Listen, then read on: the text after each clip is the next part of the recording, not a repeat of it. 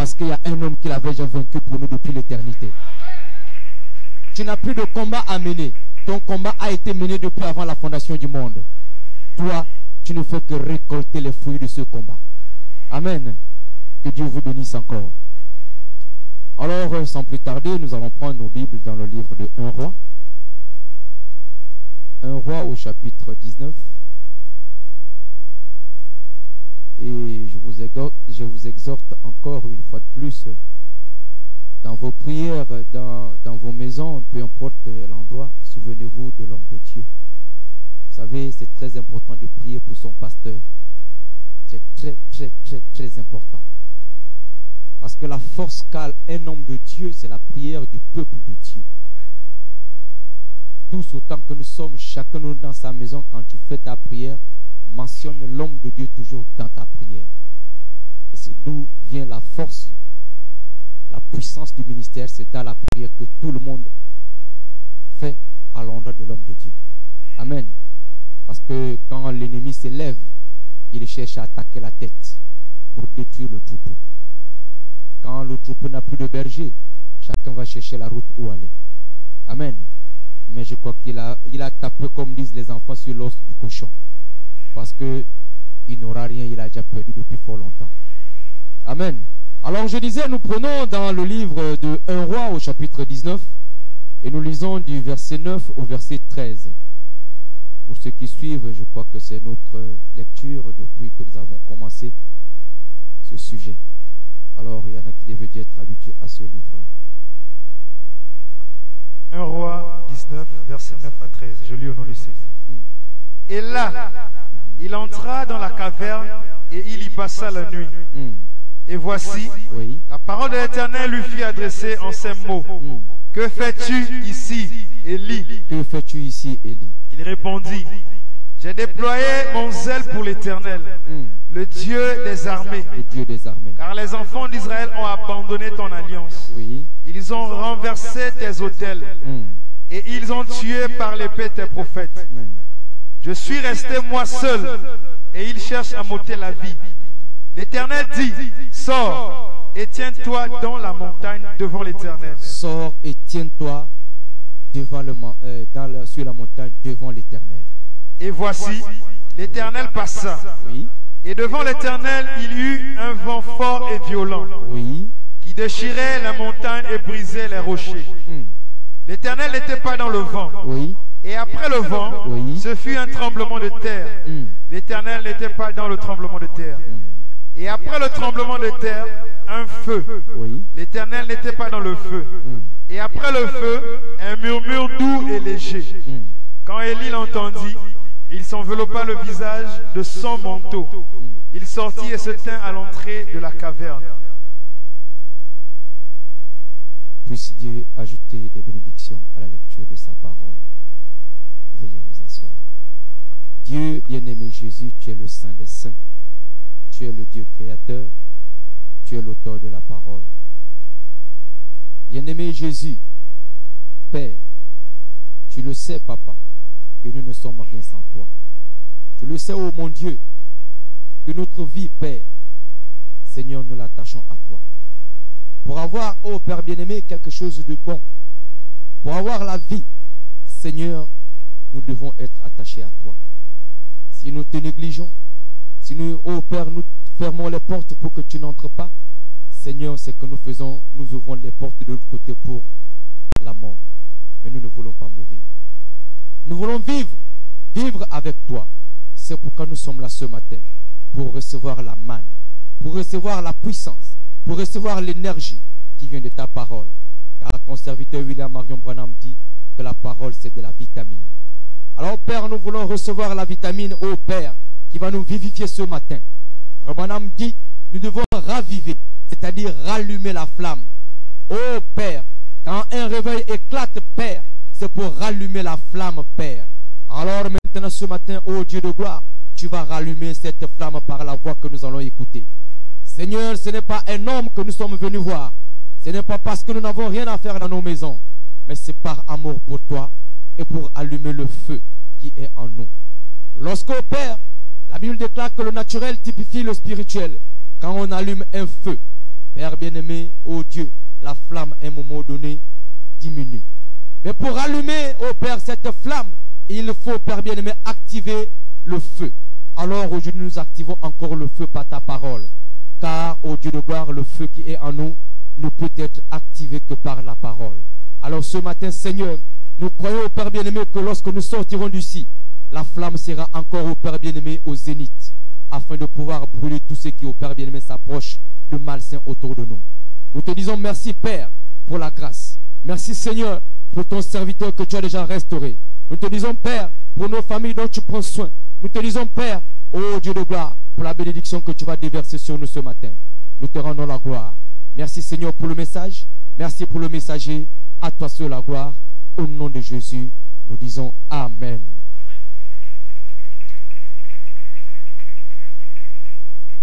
Alors, nous avons commencé un sujet. Que fais-tu ici? Que fais-tu ici? Lorsque nous avons démarré ce sujet, nous avons vu que il y a un serviteur de Dieu appelé Élie qui s'est retrouvé quelque part. Il s'est retrouvé dans une caverne. Il a combattu une certaine personnalité qu'on appelait à l'époque Jézabel. Jézabel qui voulait de sa mort. Jézabel qui avait corrompu tous les prophètes de Dieu. Environ 450 prophètes. Elle avait corrompu les 450 prophètes à sa cause. Ils avaient abandonné la parole de Dieu. Ils se sont tournés vers les idoles. Ils se sont retournés vers les dieux de Baal. Mais Élie, qui était cet homme qui avait dit, qui avait décidé de garder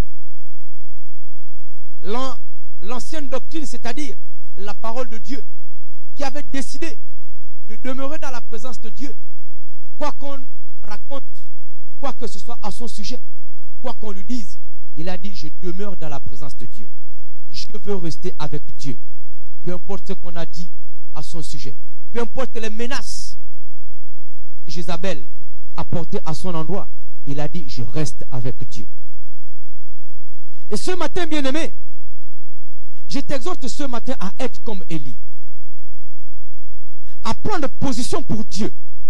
Peu importe, peu importe, peu importe, quelle que soit la manière dont vient une situation, un problème, fais comme Élie, accroche-toi à Dieu, tu auras la solution.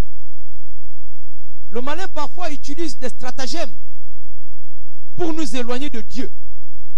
Mais Frère Branham nous dit faites attention parce que lorsque vous voyez qu'il y a déjà des tractations qui se font pour te dire un certain nombre de choses, pour te décourager, sache que c'est le malin qui veut déjà t'éloigner de la présence de Dieu. Sache que c'est le malin qui a vu déjà ta bénédiction qui est déjà proche, qui est déjà à côté. Et pour qu'il t'éloigne de cette bénédiction, pour qu'il fasse en sorte pour que la bénédiction la passe à côté, il faut qu'il te décourage d'abord.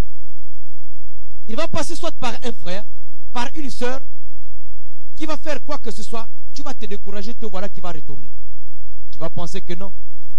Qu'est-ce qu'ils font dans leurs églises là? C'est comme ça qu'ils vivent dans leur église, c'est comme ça qu'ils traitent les autres, ainsi de suite. Te voilà qui va partir. Mais il aura gagné son combat. Amen. Mais laisse-moi te dire ce matin, lorsque tu vois ça, viens à l'autel, fléchis les genoux, dis, Satan arrière de moi. Je sais qui tu es. En ce moment, tu veux m'éloigner de ma bénédiction qui est déjà proche. Parce que pour qu'il puisse t'éloigner de ta bénédiction, il ne peut pas t'éloigner, il ne peut pas t'empêcher de rentrer dans ta bénédiction si tu es toujours dans la présence de Dieu. Il fait quoi? Il t'éloigne d'abord de la présence de Dieu. Quand tu t'éloignes de la présence de Dieu, la barrière de sécurité qui était autour de toi par le canal de la parole de Dieu commence à s'affaiblir. Quand tu t'affaiblis spirituellement, tu t'éloignes de Dieu, c'est en ce moment qu'il trouve la force de t'éloigner complètement de ta bénédiction. Quand la bénédiction vient, elle passe à côté, tu passes à côté et tu ne sais même pas par où elle est venue. Or, tu as attendu cette bénédiction depuis des années. Tu as combattu depuis des années. Tu as demandé à Dieu, Seigneur, regarde ma situation. Au moment où Dieu veut déjà te répondre, parce que Frère Branham dit, aucune bénédiction ne vient dans la douceur. Quand une bénédiction vient, elle amène toujours des problèmes également. Quand une bénédiction vient, elle vient avec des turbulences. Elle vient avec des secousses. Si tu n'as pas le discernement, tu vas passer à côté. Parce que dans l'église, il y a 3 sortes de croyants. Il y a carrément le chrétien convaincu, le chrétien rompu, le chrétien qui a vaincu déjà le monde, qui croit à la parole à 100%. Il y a le soi-disant chrétien. Le soi-disant chrétien, lui c'est l'écriture. Lui c'est la parole. Frère Branham dit, la Bible dit, ainsi de suite. Il te montre l'apparence de quelqu'un qui connaît. Il te montre l'apparence de quelqu'un qui est assis dans les Écritures. Mais en réalité, en lui, il n'y a rien du tout. Parce que quelqu'un qui est assis, il a et la parole, il a et l'esprit qui conduit la parole. L'esprit qui vivifie la parole. Parce que le véritable chrétien même ne connaît aucune écriture. Amen. Le véritable chrétien qui est rempli de l'esprit ne peut pas maîtriser l'écriture à la lettre. Le jour qu'on va te poser la question, ça c'est quoi? Ah, mais attends, je vais d'abord chercher. Pourquoi? Parce que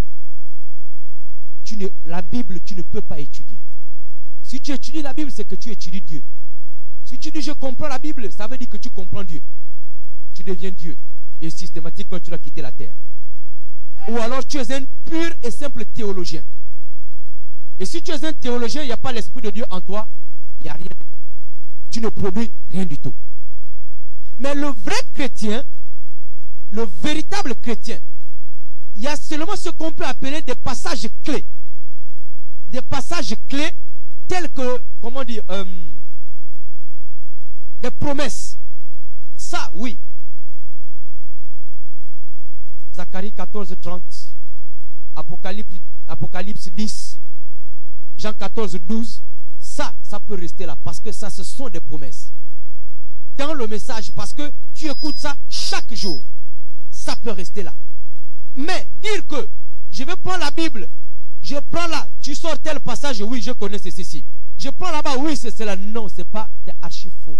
Là, tu n'es qu'un théologien moderne. Amen. Donc, la meilleure de toutes les choses, c'est l'Esprit de Dieu qui conduit toute église. C'est l'Esprit de Dieu qui apporte la vie. Quand Dieu t'accorde sa grâce, la bénédiction vient. Le malin étant malin comme son nom l'indique, il passe en sous-marin, il écoute au travers des portes, il épie les gens, il surveille les gens, même là où nous sommes, il nous surveille. Là où nous sommes, il guette la profondeur de nos cœurs pour savoir si tu dis Amen ou tu ne dis pas Amen. Quand tu dis Amen à une parole et que cette parole est sur le point d'apporter quelque chose, il sait déjà que la bénédiction est déjà là. Alors il fait quoi? Il crée un motif. Il cherche une raison pour t'éloigner de l'Amen que tu viens de donner parce que l'Amen là c'est ta bénédiction.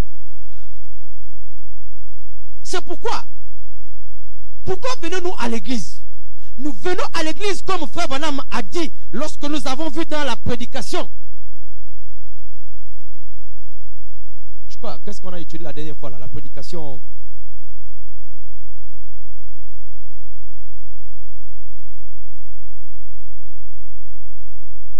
Le vainqueur. Comment vaincre? Comment puis-je vaincre? Merci. Comment puis-je vaincre? Frère Branham dit que c'est quoi vaincre? Vaincre, c'est reconnaître Satan dans toutes ses ruses. Ça veut dire que lorsque tu reconnais Satan dans toutes les ruses, en ce moment tu as vaincu parce que tu ne peux plus te faire avoir. Dès que tu vois quelque chose s'approcher de toi, même si c'est bien, un chrétien ne dit pas oui ou non à quelque chose comme ça sans fléchir les genoux. Il faut toujours fléchir d'abord les genoux. Toujours, à toute situation, un chrétien doit se référer à Dieu. Demander la conduite à Dieu. C'est pourquoi nous avons des échecs cuisants. Pourquoi ces échecs? C'est parce que nous n'associons pas Dieu dans nos projets. C'est parce que nous ne demandons pas la conduite à Dieu. Nous n'examinons pas la chose vis-à-vis de la parole de Dieu. C'est pourquoi nous avons des échecs. Mais si tu associes Dieu dans tout projet, ce qui est sûr, tu seras toujours conduit sur le bon chemin, sur la bonne trajectoire. Amen. C'est pourquoi, bien aimé dans le Seigneur, ce matin, que fais-tu ici? Tu es ici pour vaincre. Amen. Tu es ici pour étudier les techniques, les ruses de Satan. Tu es ici pour savoir que aujourd'hui, je n'ai plus de part dans le monde. Je n'ai plus de part avec le monde. Je n'ai plus rien à voir avec les membres de ma famille. S'ils ne sont pas avec moi, alors c'est-à-dire qu'ils sont contre moi. Amen. Oui, ton père reste ton père, ta mère reste ta mère. Mais s'ils ne sont pas avec toi, s'ils ne croient pas de la même manière que toi, il reste ton père biologique et ta mère biologique. Amen. Tu les respectes, tu t'occupes d'eux. Le reste, terminé. Amen. La Bible dit, je suis venu pour séparer le père de la mère. Mais séparer, ce n'est pas la séparation physique. Amen. Attention. Ce n'est pas la séparation physique. C'est juste pour dire, si toi et moi, nous ne regardons pas dans la même direction, on ne peut pas marcher ensemble. Amen. Si on ne regarde pas dans la même direction, c'est-à-dire que si on ne croit pas à la même chose, on ne peut pas marcher ensemble. On se croise, nous sommes frères, nous sommes amis, bonjour, bonjour, et chacun continue son chemin. C'est pourquoi, si tu pars pour l'évangélisation, tu te rapproches de la personne une fois, deux fois, trois fois. Si tu vois que la personne reste campe sur sa position, retire-toi. Amen. Retire-toi parce que, comme le négatif a souvent tendance à prendre le dessus sur le positif, il risque de t'inculquer son mode de vie. Et c'est là où Satan nous attend toujours au carrefour. Tu penses bien faire, parce que vous allez constater que la personne qui a rétrogradé, qui s'est éloignée de la présence de Dieu, généralement c'est le super connaisseur. C'est monsieur ou madame, je sais tout. Je sais ce que je fais.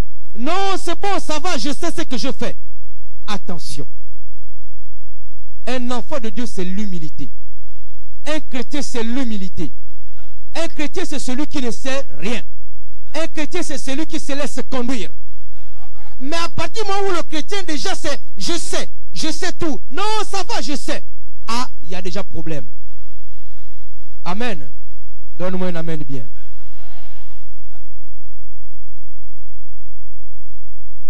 C'est pourquoi, quand tu es ici, c'est pour étudier les techniques. Quand tu vois déjà, autour de toi, il y a des agitations. Il y a des agitations. Seigneur, ces agitations, éloigne ces agitations de moi. Seigneur, éloigne ces agitations de moi. C'est un frère, c'est une soeur qui va venir te dire, mais à l'église là-bas, mais tu as écouté ce que le frère l'a dit, tu as écouté ce que la soeur l'a dit, tu as écouté ce que l'homme de Dieu l'a dit. Non, là, moi je suis plus sûr, hein. Je ne suis plus sûr, hein. Tu n'es plus sûr de quoi? La parole de Dieu sort, c'est pour orienter les enfants de Dieu. Aucune parole ne sera jamais prêchée ici pour éloigner les enfants de Dieu de la présence de Dieu. Parce que Dieu est amour. Si une parole sort, Dieu sait pourquoi cette parole est sortie. Il n'y aura jamais une parole qui sortira pour une séparation. La parole est tellement amour qu'elle ne sortira que pour construire. Donne-moi un amen d'abord. C'est pourquoi frère Branham dit faites attention aux pseudo-prédicateurs. Amen. Parce que le véritable prédicateur, c'est la construction. Lui-même, il te montre l'amour de la parole. Et cet amour, c'est avec cet amour qu'il te présente Jésus. Parce que Jésus est amour. Un prédicateur qui déjà, dans sa prêche, c'est la haine, c'est la division, c'est la guerre, c'est la critique du haut de la chair. Non, sache déjà que là, il y a problème. Parce que la chair n'est pas un ring. La chair n'est pas un lieu où on vient régler les comptes. C'est pourquoi, attention. Amen. Nous allons avancer. Parce que je voudrais que le prophète nous enseigne. Nous, on n'a plus rien à dire. Nous sommes auxiliaires.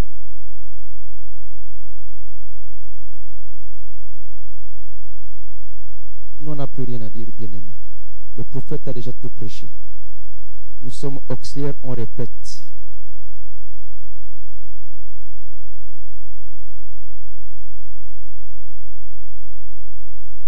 On répète seulement, c'est tout.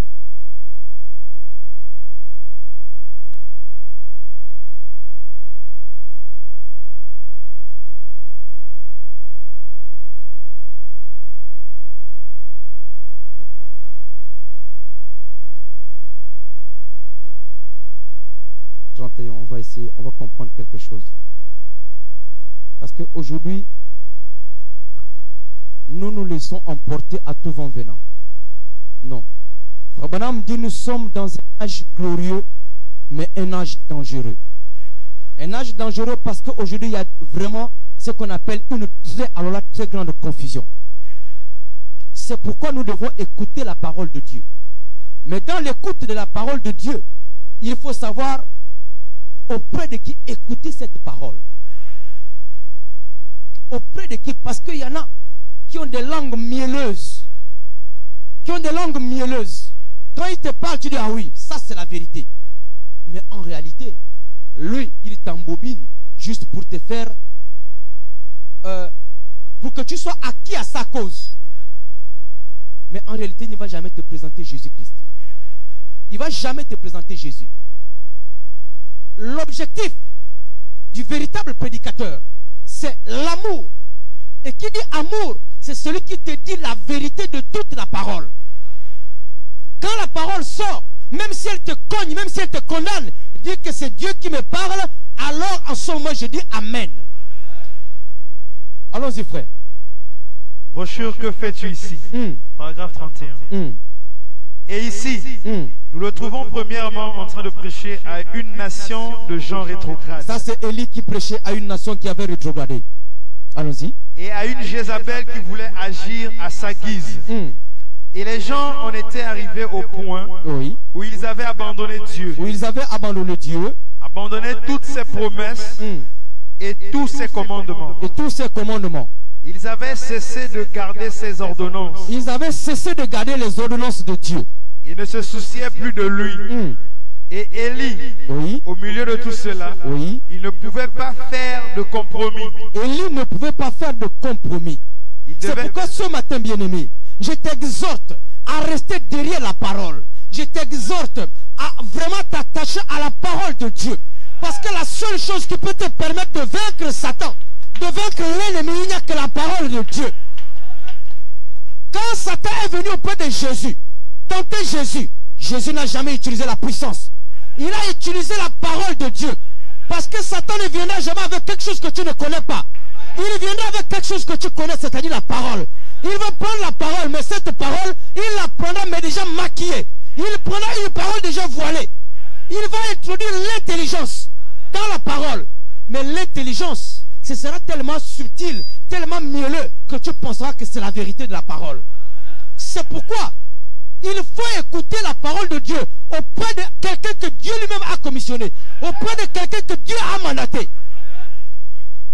Quelqu'un qui a eu la relation avec Dieu. Quelqu'un qui a eu l'alliance avec Dieu. Alléluia. Alléluia. Si tu as eu la relation avec Dieu, si tu es venu pour écouter la parole de la bouche d'un roi de Dieu, ce qui est sûr, c'est qu'il y a quelque chose déjà prévu pour toi. Alléluia. Allons-y, frère. Il devait rester fidèle à ses convictions. Oh, combien cela se reflète de nos jours. Et ils avaient là une reine du nom de Jézabel. Ils avaient une reine du nom de Jézabel, oui. Elle avait détourné du droit chemin tous les enfants d'Israël par sa façon de vivre. Par sa façon de vivre. Moderniste et extravagante. Moderniste et extravagante. C'est ce que Jézabel nous présente aujourd'hui. Jézabel nous présente la modernité. Jézabel nous présente le nouveau mode de vie. Le nouveau mode de concevoir. Le nouveau mode de voir. Nouvelle manière de faire. C'est-à-dire une manière raffinée de faire un certain nombre de choses. Mais Élie avait dit, moi, je ne veux pas le raffinage dans ma manière de vivre. Je ne veux pas la modernité dans ma manière de vivre. Moi, je vais rester avec mes convictions. Avec les convictions de la parole de Dieu. Je vais rester tel que la parole vient. Dans la pure parole. Comme elle vient, comme elle a été prononcée depuis avant la nuit des temps. Je reste avec la parole à l'ancienne mode. Je reste prédicateur à l'ancienne mode. Je prêche la parole 100 ans, comme le dit le prophète. Il a dit, moi le moderniste, je ne m'y... Moi, ça ne me regarde pas. Traitez-moi de tout ce que vous voulez. Dites-moi tout ce que vous voulez. Ça ne me dit absolument rien du tout. Moi, c'est la parole. Amen. C'est pourquoi aujourd'hui, bien-aimés, la parole, c'est ce qu'il nous faut. La parole à l'ancienne mode, c'est ce qu'il nous faut. Les convictions de la parole, c'est ce qu'il nous faut aujourd'hui. Quand tu prends la parole, tu veux la raffiner. Tu veux mettre le modernisme dans la parole. Tu t'es éloigné déjà de Dieu. Tu t'écartes inexorablement de la présence de Dieu. Parce que dans la parole, on n'ajoute rien. La Bible dit, si tu ajoutes quoi que ce soit, même un iota, dans la parole de Dieu, ta part aussi sera ôtée du livre de vie. Donne-moi un amen bien. Allons-y, frère. Elle les a amenés à commettre la fornication et à faire des choses mauvaises. À commettre la fornication. Bien-aimés dans le Seigneur, aujourd'hui nous sommes rentrés dans la fornication spirituelle. Nous comptons aujourd'hui les églises. Pourquoi? Nous sommes ballottés. On écoute là, on écoute là, on écoute là. Manque de discernement. Nous sommes ballottés. Fornication spirituelle. On ne sait même pas exactement quelle est la doctrine à laquelle on croit. Frère Branham dit qu'une véritable église doit avoir une doctrine. Allez-y poser la question à plusieurs de ces églises-là. Quelle est votre doctrine? Ils ne seront jamais capables de vous dire quelle est leur doctrine. À quoi ils croient réellement. La preuve, c'est que quand vous allez là-bas, on vous invente des ministères. Il y en a 5. Vous allez voir maintenant ministère de l'évangélisation de quoi, ministère de quoi, ainsi de suite. Je ne sais même plus trop quoi. Ça sort d'où? Posez-lui la question. Bien aimé, c'est quoi ta doctrine? Je ne sais même pas si c'est ce qu'on appelle doctrine. La doctrine que l'église du Dieu vivant, qui croit à la pure parole de Dieu, c'est la doctrine apostolique. La doctrine apostolique, c'est la nouvelle naissance, c'est le baptême du Saint-Esprit. Nous croyons à la totalité de la parole, celle qui apporte la nouvelle naissance, celle qui apporte une nouvelle vie, une nouvelle manière de voir les choses, une manière de voir à l'ancienne mode, pas une manière de voir de manière raffinée. Nous, on n'a pas besoin du raffinage. Bien-aimé dans le Seigneur, ce n'est pas la peine de chercher le raffinage.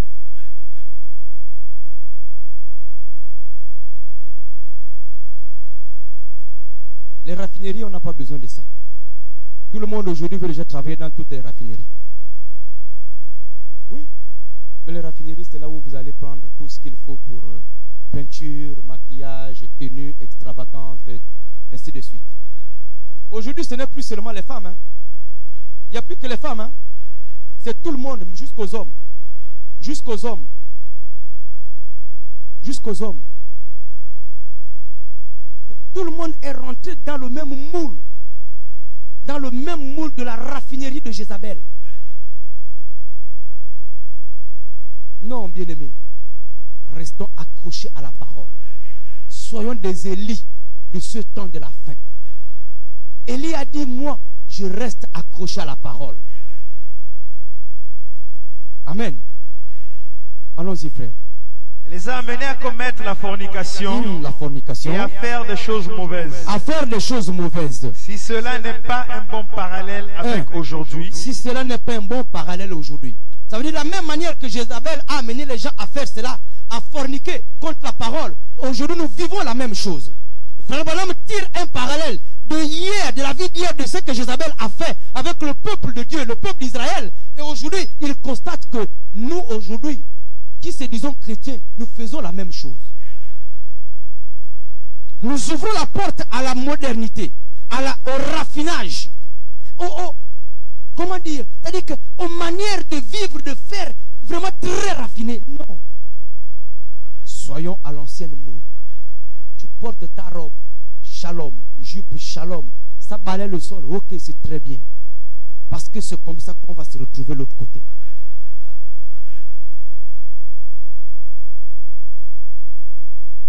Allons-y, frère. Mais Élie, au milieu de tout cela, oui, bien qu'une grande partie des enfants d'Israël, oui, des milliers d'entre eux avaient fait des compromis. Des milliers d'entre eux avaient fait des compromis, oui. Ils voulaient vivre en suivant la tendance moderne. Ils voulaient vivre en suivant la tendance moderne. Cependant, Élie, lui, ne voulait pas faire de compromis. Lui ne voulait pas faire de compromis. Lui ne voulait pas vivre comme tout le monde. Lui ne voulait pas vivre comme le monde. Je crois que ce matin, tu es un Élie. Je crois que ce matin, tu es l'Élie. Amen. Je crois que ce matin, tu as pris position pour la parole. Je crois que ce matin, tu vas rester accroché à la parole. Parce que sinon, tu ne serais pas là ce matin. Donne-moi un amen bien. Donne-moi un amen de l'enlèvement. Allons, frère. Il voulait vivre en suivant la tendance moderne. Cependant, Élie, lui, ne voulait pas faire de compromis. Il a dit à Jézabel quelle était sa place et comment elle devait agir. Comment elle devait agir. Oh, elle haïssait ce prophète. Elle haïssait ce prophète. Mais malgré tout, bien qu'elle ne veuille pas le reconnaître, il était son pasteur. Il était son pasteur. Malgré que Jézabel détestait Élie, mais Élie était son pasteur. Élie était le pasteur de Jézabel. Quand bien même qu'elle ne voulait pas le reconnaître, mais Élie était son pasteur. Allons-y, frère. On va y arriver quelque part. Oh, bien souvent, ils ne veulent pas le reconnaître. Bien souvent, beaucoup de gens ne veulent pas le reconnaître. Mais un homme envoyé de Dieu Alléluia. Dans une localité est le pasteur de toute cette localité. Ah, arrête-toi.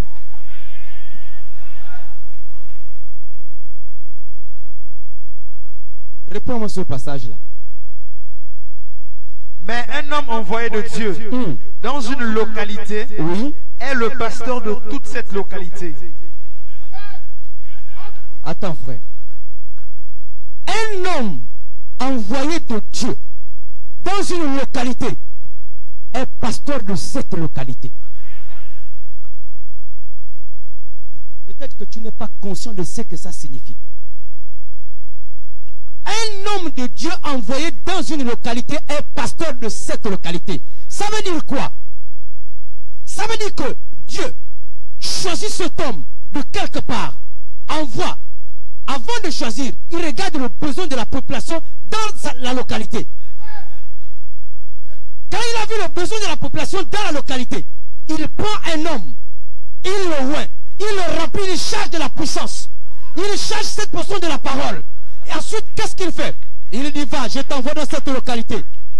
Quand je t'envoie dans cette localité, tu es le pasteur de la localité. Ça veut dire que si tu dois avoir la bénédiction qui vient de Dieu, tu dois écouter cet homme que Dieu a envoyé.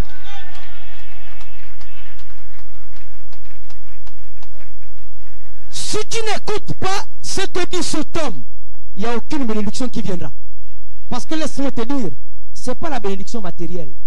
Parce que nous ne venons pas ici pour chercher la bénédiction matérielle. Les bénédictions matérielles ne sont que des accessoires. La véritable bénédiction, c'est la bénédiction spirituelle, c'est la vie éternelle. Parce que c'est la chose que nous cherchons à tous les prix. Pour que tu puisses recevoir cela, il faut que tu écoutes le pasteur que Dieu a commissionné dans la localité. Je vais peut-être te choquer, Élie Bengué est pasteur du Gabon.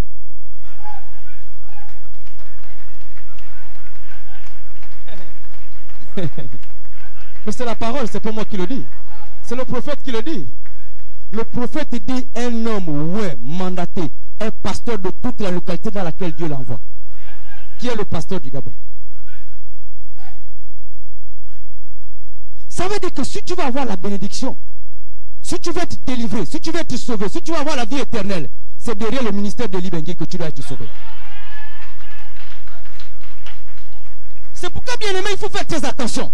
Parce qu'aujourd'hui, là où il y a Dieu, là où Dieu lui-même se trouve, là où il a mandaté quelqu'un, il y a toujours des secousses. Le malin ne sera jamais content. Pourquoi? Parce qu'il sait que là, c'est là où Dieu lui-même a envoyé quelqu'un. C'est là où lui-même il descend. C'est là où il déverse les bénédictions. Mais quand il manque de révélation, tu vas venir un temps. Ah, il dit quoi là? Tu sors, tu pars. Mais tu ne sais pas que c'est le pasteur de la localité dans laquelle tu te trouves.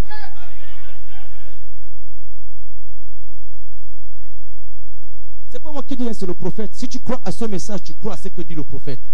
Je n'invente rien, je ne fais que répéter ce que Malachie 4 a déjà dit. Alors si tu crois vraiment à ce message, alors crois que ce que je te dis ce matin, c'est la parole de Dieu. Lorsque Frère Branham a été ravi par l'esprit, quand il est arrivé de l'autre côté, il a vu son chien, il a vu des frères, il a vu des sœurs, il a vu son cheval. Il dit, oh, mais c'est mon cheval. Oh, mais c'est mon chien. Mais regarde même mon canapé. Oui, l'ange lui dit, mais oui, Frère Branham, tout ce que tu aimes et tout ce qui t'ont aimé, Dieu te les donne par ton ministère. Bon, alors celui qui s'autoproclame, qui veut t'amener à écouter ce que lui dit, quelle est sa relation avec Dieu? Quelle est l'alliance? Est-ce que lui-même il a vu Dieu? Parce que Frère Branham dit, avant que tu ne montes du haut de cette chair, si tu n'as pas l'expérience comme ça avec Dieu, tu ne peux pas monter du haut de cette chair. Qu'est-ce que tu vas aller prêcher si tu n'as aucune expérience avec Dieu? Tu n'as jamais toi-même croisé l'ange. L'ange t'a dit quoi? Parce que ce que l'ange te dit, c'est ça là ce qu'on appelle la lettre de créance. La lettre de créance de l'ambassadeur. Un ambassadeur, quand il va dans une localité, lorsqu'on dit ambassadeur plénipotent dans cette localité, tu dois avoir rencontré l'ange. L'ange te délivre le message. Et quand tu arrives, tu travailles conformément au message que l'ange t'a donné. Mais toi, tu as rencontré l'ange quand? Qu'est-ce que l'ange t'a dit? C'est pourquoi vous allez voir qu'aujourd'hui, il y en a qui s'agitent dans tous les sens. Mais nous venons de lire un texte ici. Un texte que nous venons de lire dans lequel on dit Dieu n'était pas dans le bruit. Dieu n'était pas dans le vacarme. Dieu n'était pas dans le vent. Dieu n'était pas dans le tremblement de terre. Dieu n'était pas dans le feu. Mais Dieu était dans la douceur. Dieu était dans la douceur. C'est pourquoi vous allez constater l'attitude d'un véritable serviteur de Dieu. C'est l'humilité. C'est l'humilité. Il passe de manière effacée. Dieu lui-même fait sa propagande.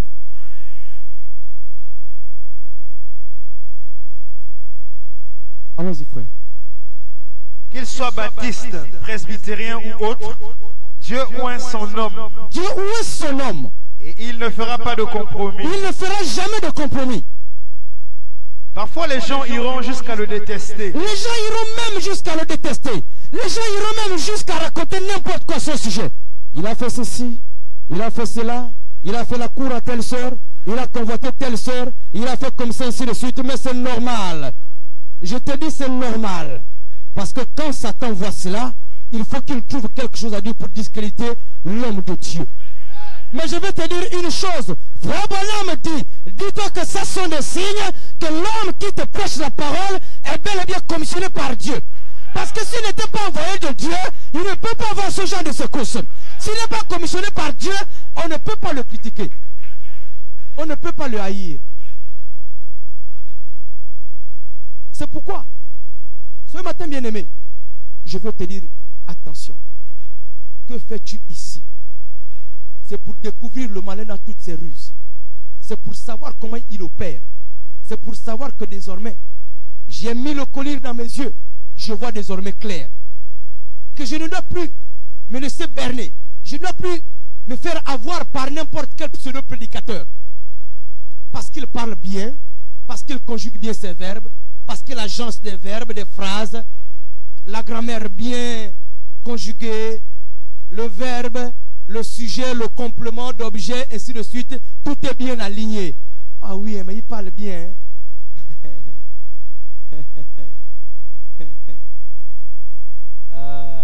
Mais laisse-moi te dire, ça c'est la duperie. Ça c'est la duperie. L'homme de Dieu, il va certainement confondre le et là. Pour dire le, il va te dire là. Oui.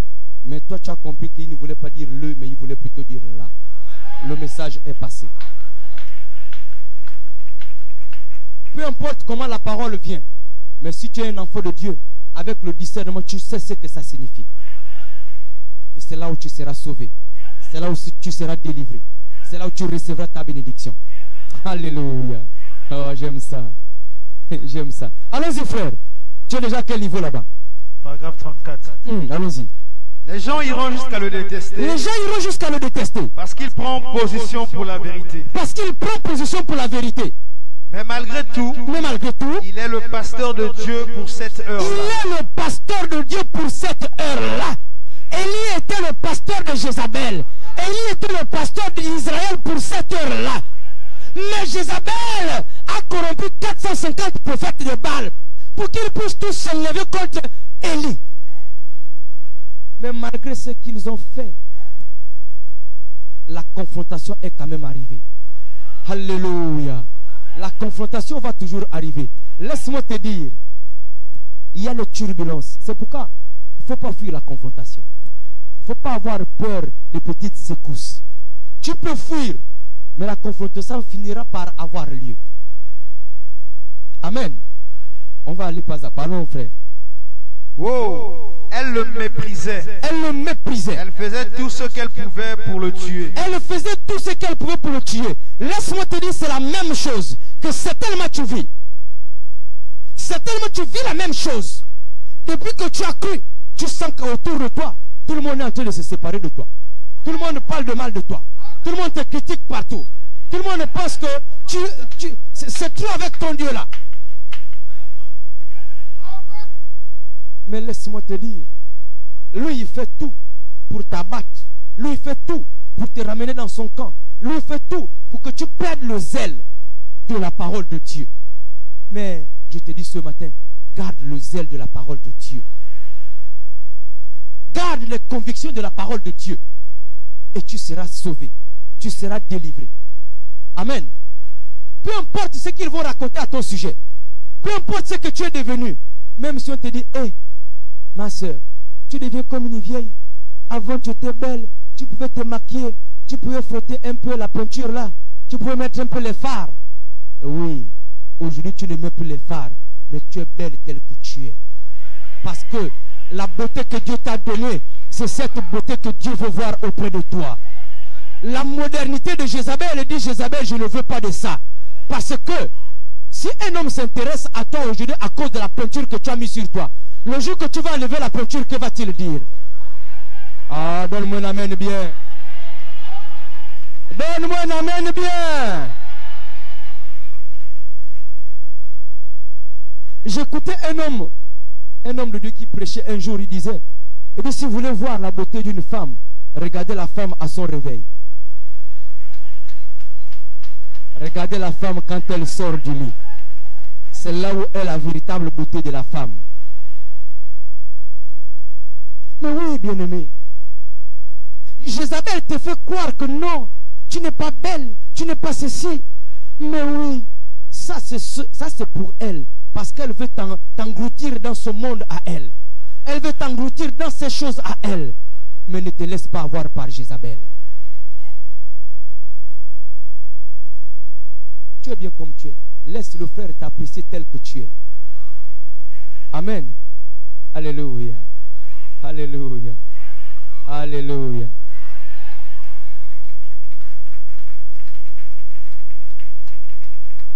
Allons frère, allons. Mais malgré cela, il restait fidèle au principe de Dieu. Il restait fidèle au principe de Dieu. Et aux normes de Dieu. Et aux normes de Dieu. Ces fêtes modernes et ces rencontres sociales. Ces fêtes modernes et les rencontres sociales. Voilà là où est le problème. Fêtes modernes, rencontres sociales. Kermesse à gauche, kermesse à droite. Téléthon ceci, téléthon cela. Anniversaire par-ci, anniversaire par-là. Ça là, c'est là où même beaucoup des enfants de Dieu meurent. C'est là où beaucoup des enfants de Dieu meurent. Non, c'est mon jour. Regardez même pendant les mariages. Non, c'est mon jour, il faut que je sois belle. Il n'y a qu'une seule fois dans la vie qu'on vit ça. tu oublies ton identité. Frère Branham me dit, fais tout ce que tu veux, mais n'oublie jamais d'où tu viens, n'oublie pas ton identité. Si tu as l'identité de chrétien en toi, tu dois garder les valeurs chrétiennes en toi. Or, les valeurs chrétiennes, c'est le respect de la parole de Dieu. C'est vivre la totalité de la parole de Dieu.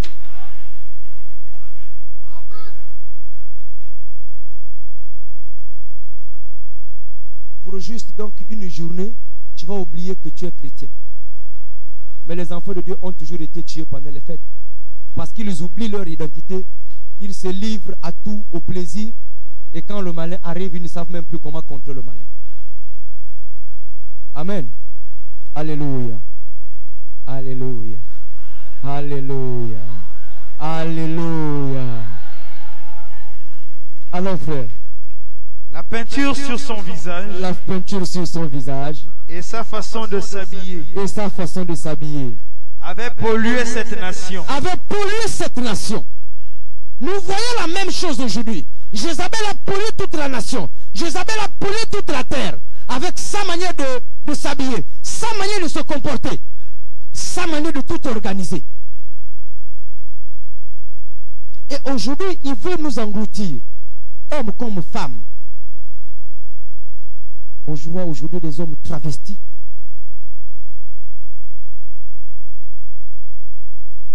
On voit aujourd'hui des femmes travesties. Femme, femme, homme, homme. La Bible n'a jamais dit ça. La Bible dit ça là, c'est de l'abomination devant l'Éternel. Ça, c'est de l'abomination devant l'Éternel. Un enfant de Dieu qui vient s'asseoir dans la maison de Dieu pour écouter la parole ne peut pas cautionner ça. Ne peut pas accepter ça. Ça veut dire que s'il y a même un membre de ta famille qui pratique ce genre de choses, il doit être répugnant à tes yeux. C'est-à-dire qu'à tes yeux, il est même une pourriture.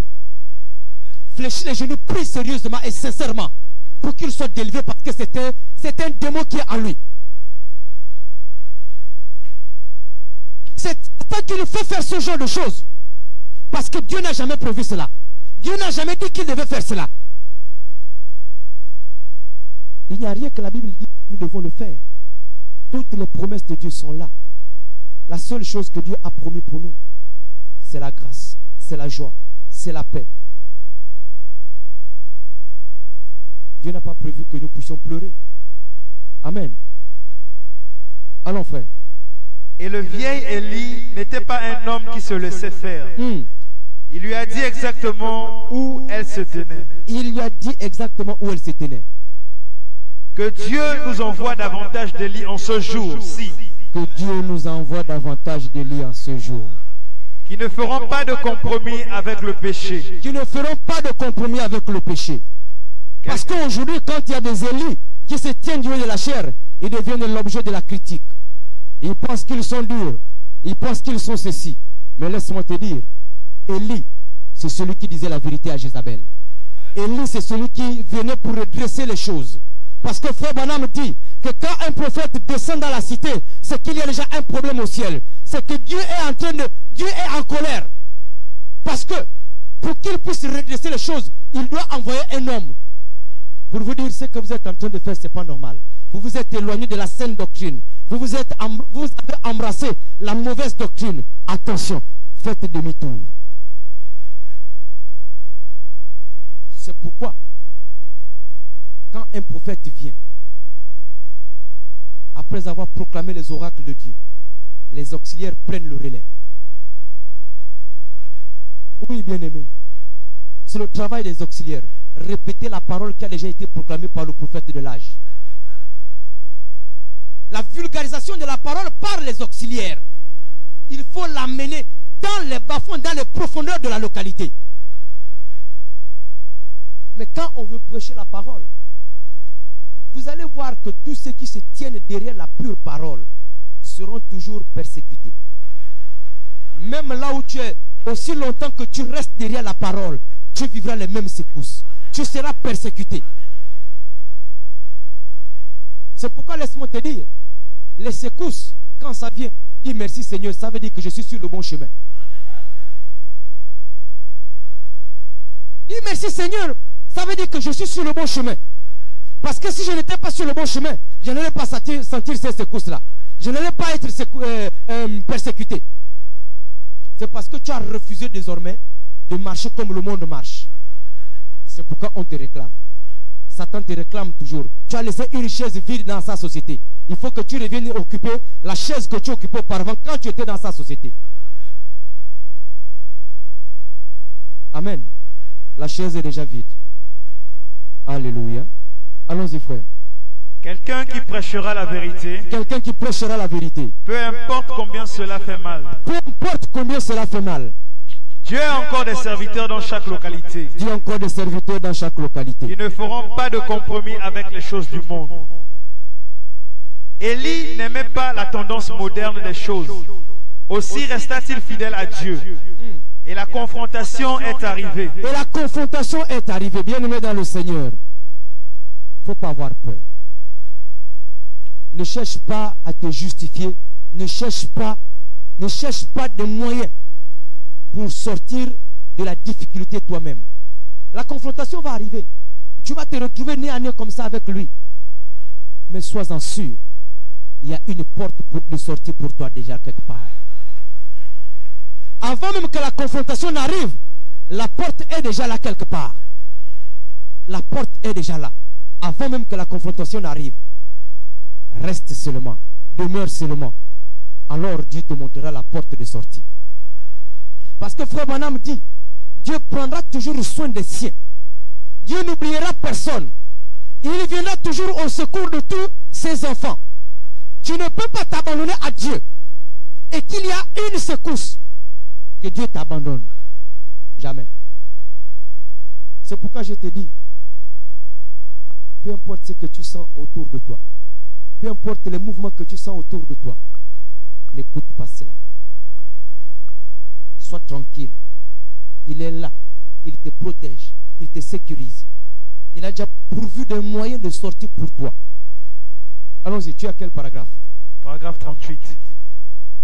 Et Élie, sur la montagne du Carmel, alors qu'il pensait que tous les jours des miracles étaient passés. Bien, va plutôt, allons-y au paragraphe 48. Paragraphe 48. Jézabel, quand Akab lui a dit ces choses, elle a dit que les dieux me traitent dans toute leur rigueur. Si je n'ai pas coupé la tête de cet homme d'ici demain soir. Et Élie qui essayait avec un cœur rempli de Dieu, qui essayait de montrer aux gens que Dieu était toujours Dieu. Dieu reste Dieu. Et Élie, le travail, le rôle d'Élie, c'était de montrer aux enfants de Dieu que Dieu reste Dieu. Et c'est le rôle de tout prédicateur, de montrer aux enfants de Dieu que Dieu reste Dieu. Peu importe les temps, peu importe les moments, peu importe les circonstances, Dieu reste Dieu. La main de Dieu est toujours là. Quand Dieu a dit, il le fera. Dieu ne peut pas dire une chose et faire le contraire de ce qu'il a dit. S'il t'a dit, il te sauvera. S'il t'a dit, reste là. S'il t'a dit, je reviendrai pour traiter ton cas, il reviendra traiter ton cas. C'est pourquoi frère Branham dit que quand tu viens dans la présence de Dieu, le premier jour que tu as le contact avec Dieu, quand il te parle, prends ce message, écoute, scelle-le. Amen. Scelle le message que Dieu te donne pour la première fois. Parce que quand tu arriveras dans des moments de secousse, dans des moments de difficulté, reprends ce message. Que m'avait-il dit? Alléluia. Donne-moi un amen bien. Le message que Dieu te donne le premier jour, ça c'est ta feuille de route. C'est ta feuille de route. Quand tu es perdu quelque part, tu ne sais plus où aller, va, reprends ce message. Relis ce message. Qu'est-ce qu'il m'avait dit? Que je devais faire quoi? Que je devais me sentir comment? Qu'il allait faire quoi dans ma vie? Alléluia. Alléluia. C'est pourquoi j'aime Dieu. C'est pourquoi frère Branham me dit que peu importe les secousses, peu importe les circonstances, si Dieu n'a pas décidé le contraire de ce qu'il a dit pour toi, personne ne pourra jamais rien décider quoi que ce soit au sujet de toi. Allons frère. Et cela s'était retourné contre lui. Et il s'est enfoui dans le désert. Il s'est enfui dans le désert. Lorsqu'il a entendu cela. Oui. Et là, il s'est couché sous le genêt. Il s'est couché sous le genêt. Essayant de trouver une consolation. Essayant de trouver une consolation. Bien-aimé dans le Seigneur, ce matin, je te dis, viens sous le genêt, la personne de Jésus. Viens sous le genêt trouver la consolation. Le genêt, c'est ce petit arbre, cet arbuste. Il est très touffu. Il a un feuillage, mais alors là, qui fait en sorte que quand tu es sous le genêt, tu es à l'ombre, tu es à l'abri. Amen. C'est-à-dire que le genêt, il est tellement touffu que quand tu es sous le genêt, tu as l'impression que je suis dans une maison. Amen. Le soleil ne peut pas te toucher. Même quand le vent souffle, tu te sens à l'abri, tu te sens en sécurité. Or, laisse-moi te dire ce matin, Jésus-Christ est l'unique genêt qu'il te faut. Jésus-Christ est la seule sécurité qu'il te faut. Jésus-Christ est la seule protection qu'il te faut. C'est pourquoi ce matin, attache-toi à lui. Il est le bon genêt. Il est la bonne protection. Il est la bonne sécurité pour ta vie. Il est la bonne sécurité pour ta famille. Il est la bonne sécurité pour ton entreprise. Il est la bonne sécurité pour tes affaires. Il est la bonne sécurité pour ton commerce.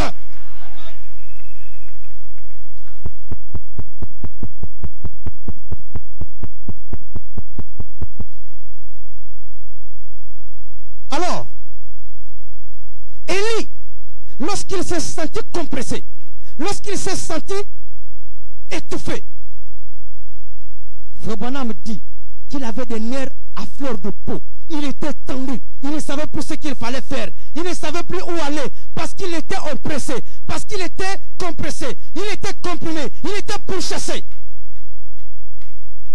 Il s'est enfui dans le désert. Il est allé se cacher. Mais c'était pourquoi Frère Branham dit c'était pour prendre du repos. C'est pourquoi Frère Branham dit il ne faut pas fuir le désert. Le désert c'est le repos. Le désert c'est là où on recharge les batteries. Le désert c'est là où on se requinque. Parce que dans le désert, qui a le courage d'aller vivre dans le désert? Tu fuis le désert pourquoi? Amen. Pourquoi tu fuis le désert? Quand tu commences à traverser un peu le désert, tu penses que ce n'est pas normal. Tu commences à insulter tout le monde. Tu commences à dire que ce n'est pas normal. Et avant que je ne vienne dans cette église, j'ai gagné un peu d'argent. Mais depuis que je suis dans cette église, je ne gagne presque plus rien.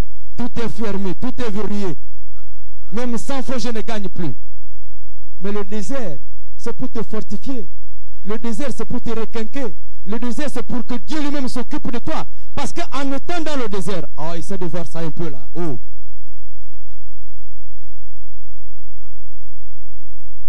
Mais quand tu es dans le désert, c'est Dieu lui-même qui prend soin de toi. Quand Élie s'est retrouvé dans le désert, qui prenait soin de lui? C'est Dieu qui prenait soin de lui. Élie dans le désert n'avait rien à manger. Mais Dieu savait qu'il fallait qu'Élie mange. Il fallait qu'il soit en forme. Il fallait qu'il retrouve des forces pour aller attaquer Jézabel. Il fallait qu'il retrouve des forces pour aller parler en face à Jézabel. Mais toi, tu ne veux pas aller dans le désert pour retrouver des forces. Comment tu vas faire pour attaquer le monde? Comment tu vas faire pour attaquer ton ennemi qui se dresse contre toi? Viens dans le désert, laisse Jésus lui-même recharger tes batteries. Viens au désert, laisse Jésus lui-même faire en sorte que tu reçois la puissance de Dieu. Et Frère Branham me dit, vous allez voir, chaque fois qu'un homme monte sur le mont de Carmel, là où il reçoit la puissance de Dieu, quand tu descends de là, Satan se lève. Il te dit, pourquoi tu es allé chercher la puissance de Dieu? Tu es allé chercher la puissance parce que quoi? Tu veux me combattre? Mais il n'y a que là, dans le contact avec Dieu. Parce que pour arriver dans le désert, ce n'est pas n'importe qui va arriver. Ton ennemi n'aura pas le courage de te trouver dans le désert. Élie dans le désert, il a mangé, il s'est reposé. Il a mangé, il s'est reposé. Dieu lui-même a pris soin de lui.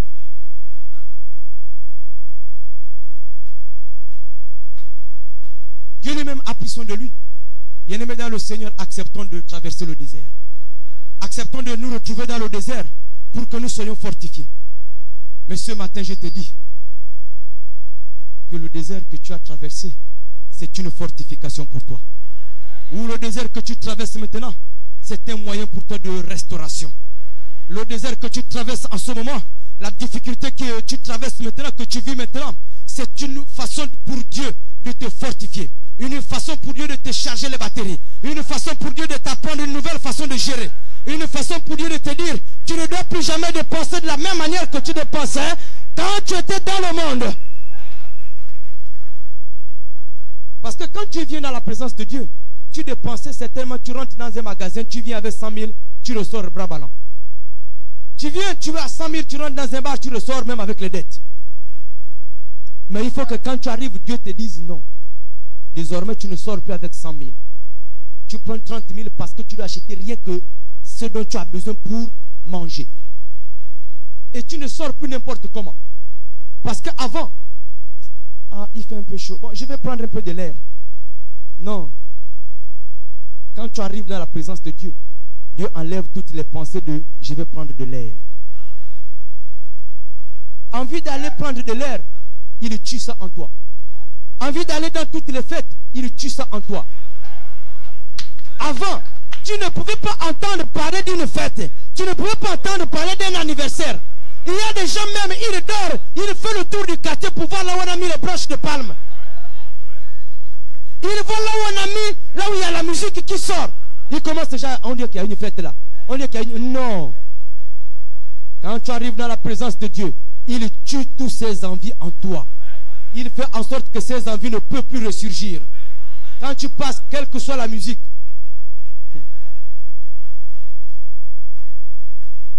Vous voyez, hier nous étions là-bas à cet événement au mariage là-bas. Nous étions au mariage là-bas. Vous voyez certains, ils sont là assis. On met la musique là. La musique qui passe, c'est la musique de l'autre côté. Et vous voyez, il est là. La tête, il est là. Après, il se rend compte, certainement, il y a quelque chose qui lui dit, mais qu'est-ce que tu es en train de faire? Il regarde autour de lui. Oh. Quand il regarde autour de lui, il sent qu'il y a beaucoup de regards qui sont, il baisse la tête comme ça. Là, il fait semblant. Il résiste. À un moment donné, on met un autre rythme de musique. Pas, vous voyez, le pied reprend encore, la tête aussi. Amen. Alléluia. Mais il faut que tous ces réflexes-là puissent mourir en toi. Ces réflexes doivent mourir en toi. Dis, Seigneur, tue ces réflexes, mon nez à moi. Parce que si ces réflexes ne sont pas morts en toi, tu auras toujours envie de repartir là où la musique la sort. Amen. Et tu es là, tu es en train de marcher, tout d'un coup, tu te vois en train de mimer un morceau du monde. Pourquoi? Parce que jusque-là, tu n'as pas intégré des louanges de Dieu. Il y en a aujourd'hui, autant que nous sommes. Tu vas lui demander, il ne connaît même pas 5 louanges ou adorations. Ça, c'est pas normal. Ça, c'est pas normal. Les louanges, c'est pourquoi chante. Il faut nous apprendre à chanter les louanges de Dieu. Parce que ça, au moins, quand il y a la musique qui passe là, toi aussi, il commence à chanter une autre louange.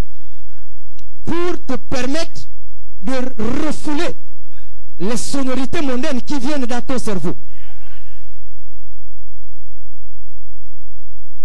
Parce que si tu ne connais chanter aucune louange, quand les sonorités là vont venir, ça va commencer à t'emporter. Tu es là, tu commences à dodeliner de la tête, le pied fait déjà des mouvements, te voilà déjà emporté. Quand tu passes là, tu ne sais même plus ce que tu fais parfois. Tu arrives, c'est un ami qui t'invite dans un bar, tu t'assois. Quand tu t'es assis dans le bar, c'est fini, tu es mort. C'est ça le problème. La bière que tu avais refusé de boire, que tu ne buvais plus depuis des années, à cause seulement du mouvement là, l'ambiance là. Non, mais prends un peu, prends, mais non, mais ça ne tue pas. Il va te sortir le passage selon lequel prenez un peu de vin. Même c'est écrit dans la Bible que prenez un peu de vin. Hein? Toi-même tu es chrétien, mais tu connais la Bible. C'est écrit dans la Bible, prenez un peu de vin. Tu n'as plus d'argument. Tu ne sais plus ce qu'il faut dire pour te défendre.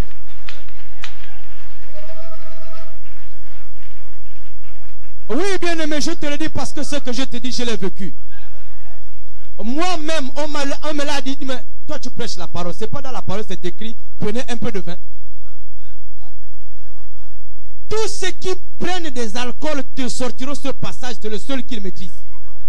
Ils te diront donc que tu veux dire que Jésus qui a dit prenez un peu de vin, il est bête.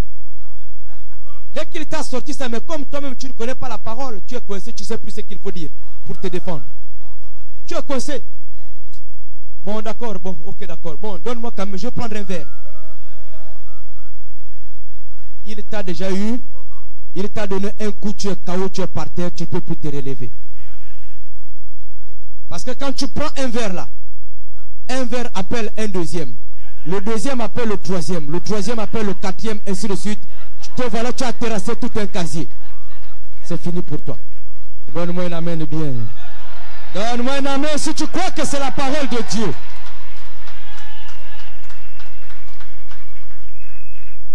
C'est pourquoi dans ton temps libre à la maison, apprends des cantiques. Aujourd'hui, il y a beaucoup de cantiques sur Internet. Va télécharger des cantiques, apprends même à la maison. Voilà, on vous dit là-bas, symphonie de l'épouse. Allez-y télécharger. Vous allez apprendre. Quand tu écoutes, commence toi aussi à chanter. Ça permet de contrer les sonorités mondaines. Amen. Amen.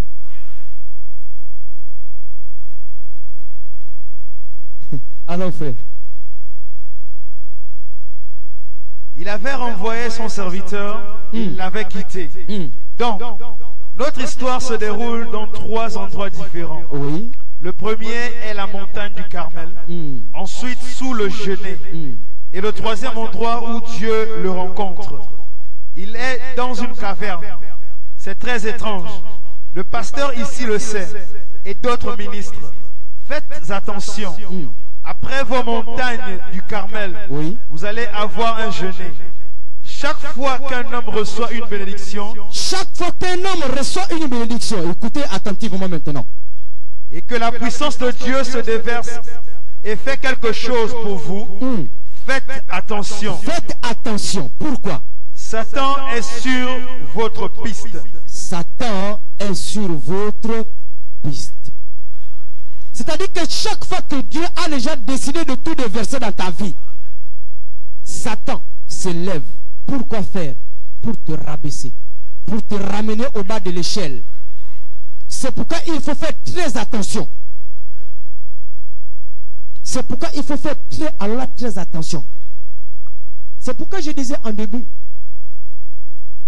quand tu viens dans la présence de Dieu, tu quittes le monde, tu arrives, Dieu commence un travail avec toi. Il commence à te modeler, commence à travailler avec toi. Tu écoutes la parole, tu dis amen à la parole.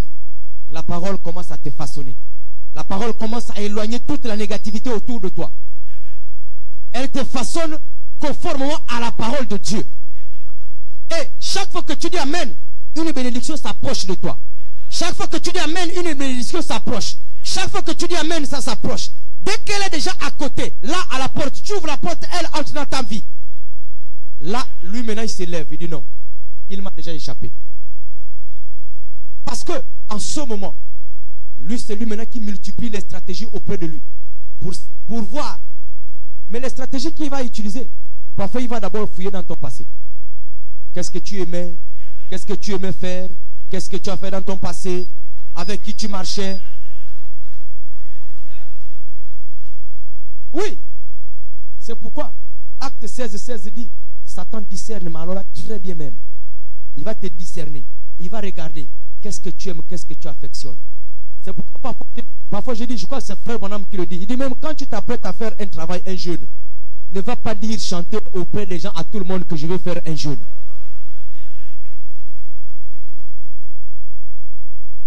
Tu vas dire non, demain je suis en jeûne demain. Mais quand tu dis je suis en jeûne demain là, c'est à qui que tu le dis? Tu dis peut-être à ton frère ou à ta soeur, mais tu le dis aussi à quelqu'un d'autre. L'autre aussi a entendu. Il a écouté. Mais qu'est-ce qu'il fait? Il va voir le frère Aristo. Oh, frère Aristo, va chez le frère Sylvain là-bas, il aime manger le gâteau au chocolat. Quand il arrive là avec un gâteau au chocolat, et pourtant j'ai dit je suis en jeûne. Il attend. Dès qu'il est peut-être 11 h, avant même midi, c'est le frère Aristo qui vient me dire, non, j'ai acheté le gâteau là-bas, comme j'ai pensé que non, voilà, je suis venu, je t'apporte une part. Mais comme c'est, j'aime bien manger le gâteau au chocolat. Là, je suis déjà, j'éclate la tête dans tous les sens. Je commence déjà à regarder la montre. Le frère Branham dit, quand tu as envie de manger, mange. Le jeûne est déjà coupé. Parce que là, il n'y a plus de jeûne. Parce que la nourriture étant posée là, il n'y a plus la concentration à la prière. Tu pousses déjà l'heure. Il faut que l'heure arrive, 18h arrive pour que tu manges. Mais frère Branham dit, à partir de ce moment, mange. Il n'y a plus de jeûne. Parce qu'au-dedans de toi, le cœur n'est plus tranquille. Tu as déjà bafoué le jeûne dès que tu as accepté. Dès que tu avais dit, depuis hier, quand tu as dit, je serai en jeûne. Si ce n'est pas le gâteau, c'est le plat que tu affectionnes le plus. La voisine qui souvent ne t'apporte pas à manger, elle prépare le poisson salé que tu aimes. Elle prépare quoi que, peu importe ce que tu aimes. Elle va te dire, non, voisine, j'ai préparé un peu le poisson salé, là, prends pour toi. Tu es déjà là, tu commences à gratter la tête, tu tournes autour du pot. L'heure va arriver quand? 18h, tu regardes, il n'est que 11h. Bon, frère Branham dit, on peut couper le jeûne. Mais tu as déjà coupé depuis longtemps, coupe, continue à manger. Donne-moi un amen bien.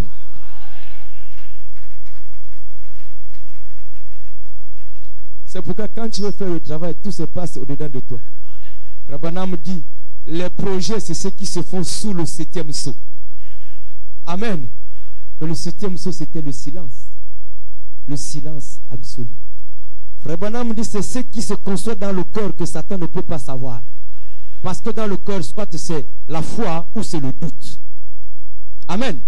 Soit c'est la foi ou c'est le doute. Mais quand c'est la foi, tu es en connexion avec Dieu. Et Satan ne peut par conséquent pas rentrer, aller savoir ce que tu prépares. Quand c'est le doute, il n'y a rien à faire. Ça c'est lui, tu es avec lui, tu travailles avec lui. Amen. C'est pourquoi soyons discrets dans nos manières de faire. Soyons discrets même dans nos projets. Tu veux faire un projet, avant même que le projet n'aboutisse, tout le quartier est déjà au courant. Tout ton voisinage est déjà au courant. Tous tes amis sont déjà au courant. Mais est-ce que tu penses que tout ton voisinage est content de ce que tu vas devenir?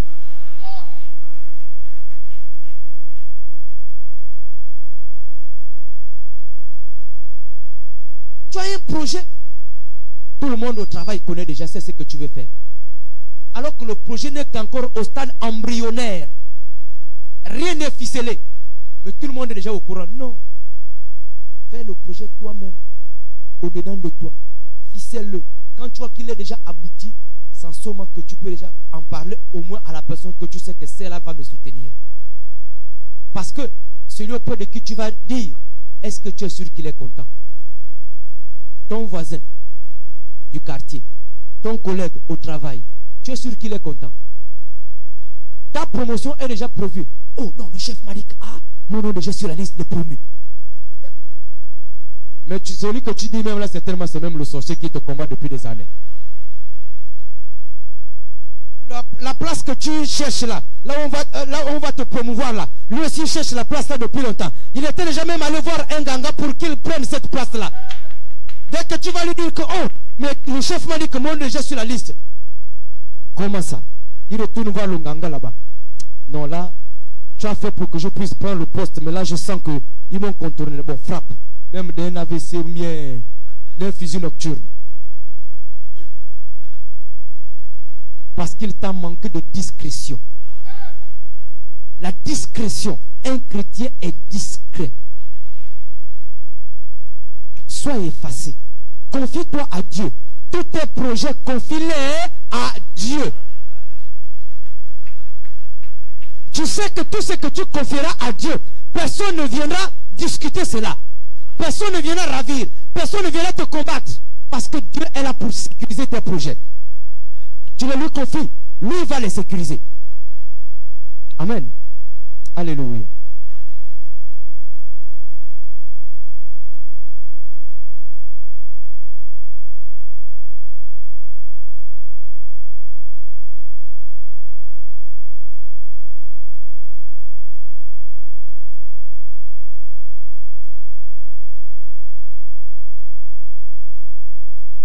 Bien aimé, allons au paragraphe 18. On prend le paragraphe 18 à 19. Alors frère Branham nous dit que nous ne devons pas fuir la confrontation. On ne doit pas fuir la confrontation. Peu importe, tu peux fuir. Elle aura toujours lieu. Au contraire, nous devons faire face à la confrontation. Celui qui fuit la confrontation, c'est celui qui ne sait pas où il se tient. c'est celui qui ne sait pas en qui il a cru. Parce que Paul Branham dit que celui qui est en toi est plus grand que celui qui est dans le monde. Dieu, la personne de Jésus en toi, la Bible dit tout genou fléchit rien qu'en son nom. Quand tu prononces le nom de Jésus, sauf si le nom de Jésus devient n'importe quoi dans ta bouche. Mais si le nom de Jésus, tu le prononces déjà avec respect, avec sincérité, tu as de la crainte pour Dieu.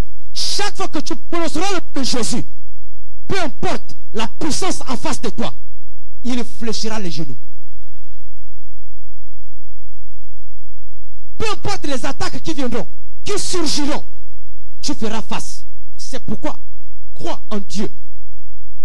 Écoute la parole de Dieu. Attache-toi à la parole de Dieu. Que lorsque tu seras dans les moments de confrontation, rappelle à Dieu. Allons-y, frère. On va écouter. Paragraphe 18.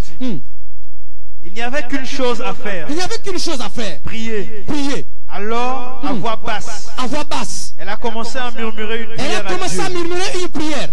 Et elle a raconté que sans savoir d'où il venait. Sans savoir d'où il venait. Qui? Dis-nous, prophète. Tout à coup, un énorme chien s'est trouvé à côté de la porte. S'est trouvé à côté de la porte. Il avait les poils hérissés. Il avait les poils hérissés. Et il est venu se mettre à côté d'elle. Il est venu se mettre à côté d'elle. Justement du côté où cet homme se trouvait. C'est-à-dire, laissez-moi, je vais d'abord retracer rapidement l'histoire. Ici, il s'agissait d'une jeune sœur qui revenait très tardivement d'une réunion de prière. Quand elle arrive sur son chemin, elle croise un homme, un costaud, qu'elle ne savait pas. Frère Branham dit qu'elle n'avait même pas la possibilité de s'enfuir.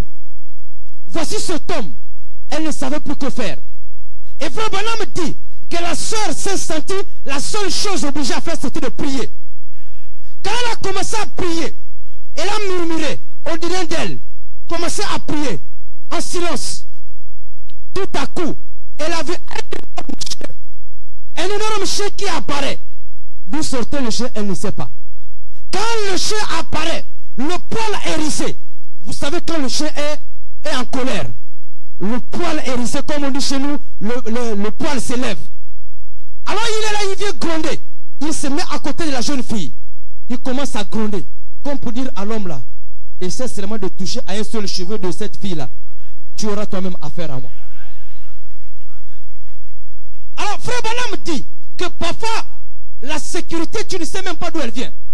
Dieu peut utiliser même un animal pour te sécuriser. Ce chien, d'où sortait-il? On ne sait pas. Amen. C'est pourquoi, laisse-moi te dire, peu importe les turbulences, peu importe les secousses, fais confiance à Dieu. Dieu te sortira toujours des situations difficiles. Dieu te sortira des moments difficiles. Dieu aura toujours sa main sur toi.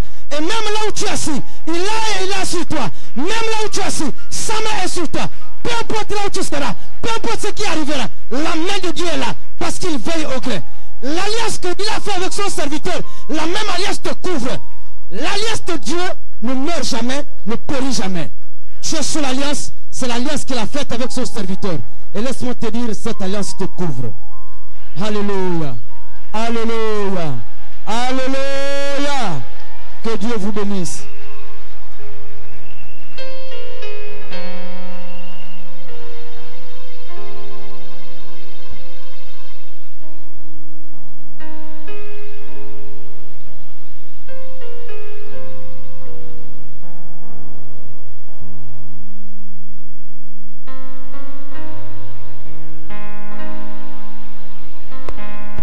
Alors nous allons nous lever, on va acclamer, on va recevoir le serviteur de Dieu, on va recevoir notre Père qui arrive, parce que l'amour qu'il a pour toi, l'amour qu'il a pour moi, malgré son état de fatigue, il pense toujours à être là, pour que tu sentes qu'il ne t'a pas oublié, pour que tu saches qu'il ne nous a pas abandonnés, pour que vous sachiez qu'il est toujours avec nous. C'est pourquoi il s'efforce à être là, pour que tu saches qu'il est toujours là. Malgré les moments dans lesquels il est, malgré les moments de fatigue, de convalescence. Mais il pense à nous, il pense à ses enfants. C'est pourquoi nous devons toujours le soutenir dans nos prières. C'est pourquoi nous devons toujours le mentionner dans toutes nos prières.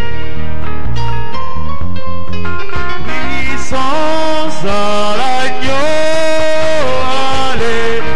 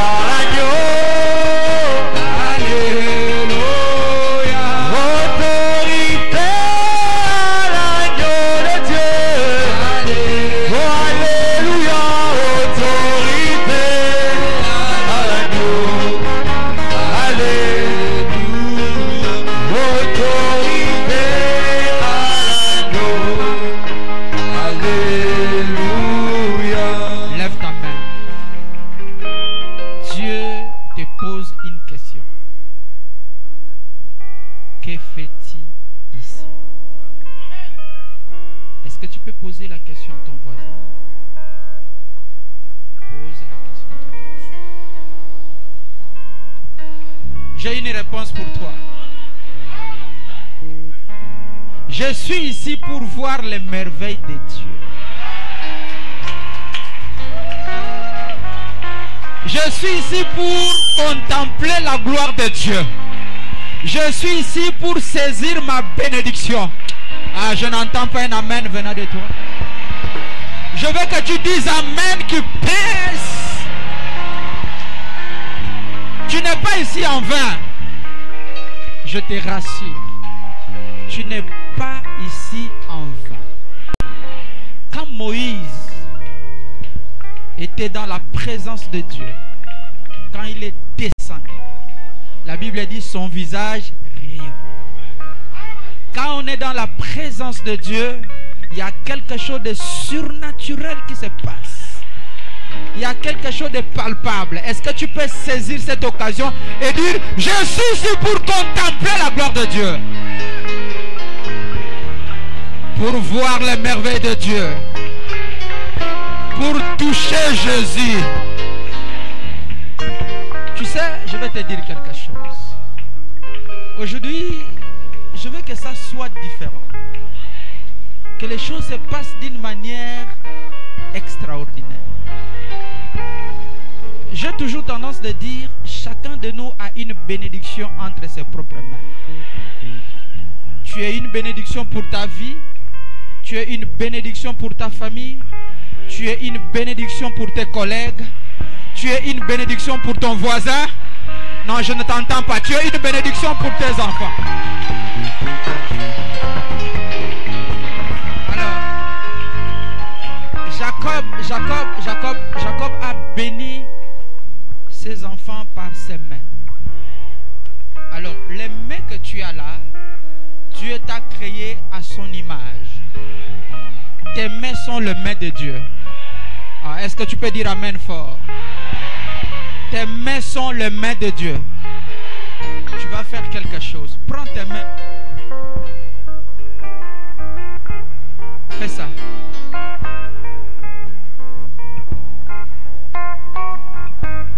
Pose tes mains. Je te rassure que le main que tu as posé sur ta tête, tu vas prononcer des belles paroles. Des paroles de joie. Des paroles de bénédiction. Des paroles de guérison. Tu sais, tu n'es pas une malédiction. Tu es une bénédiction. Ah, je veux que tu dises, je suis une bénédiction. S'il y avait une malédiction qui a été prononcée contre toi, le main que tu as posé va ôter cette malédiction au nom de Jésus-Christ. S'il y avait des paroles méchantes, des paroles cruelles, des paroles sataniques qui ont été prononcées, aujourd'hui tu es capable de changer. Tu es capable de changer. Et ça sera changé au nom de Jésus-Christ. Commence à prononcer des belles paroles sur ta propre vie. Je veux que tu les prononces fort. Vas-y. Vas-y, vas-y, vas-y, vas-y. Prononce des belles paroles. Des paroles de bénédiction. Tu es la tête et non la queue. Sois celui qui bénit sa propre vie.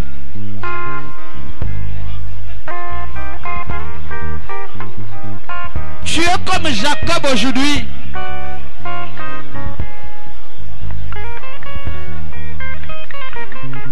Ils ont longtemps dominé sur toi. Il est temps que tu domines. Tu n'es pas malheureux. Tu n'es pas quelqu'un qui a raté la vie. Tu n'es pas quelqu'un qui a raté la vie. Tu vas réaliser des grandes choses. Je veux que ça change au nom de Jésus. Je veux que ça change. Je veux que ça change. Je veux que ça change aujourd'hui. Je veux que ça change au nom de Jésus. Ça doit changer, ça doit changer, ça doit changer. Ça doit changer, ça doit changer. Ça doit changer, ça doit changer. Ça doit changer, ça doit changer. Ça doit changer au nom de Jésus-Christ de Nazareth. Ça doit se transformer. Name of Jesus.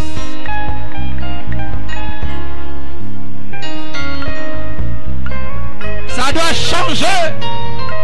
Il faut qu'il y ait un changement dans ta vie, dans tes entreprises, dans tes projets, dans ton mariage, dans ta famille, dans ta maison, là où tu travailles. Ça doit changer.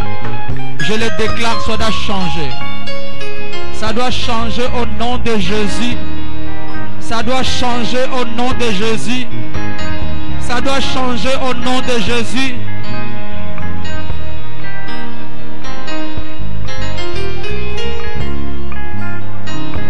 Ça doit changer au nom de Jésus-Christ de Nazareth. Ça doit changer au nom de Jésus. Ça doit changer au nom de Jésus. Ça doit changer. Ça doit changer. In the name of Jesus. Okoma nyonso yanga.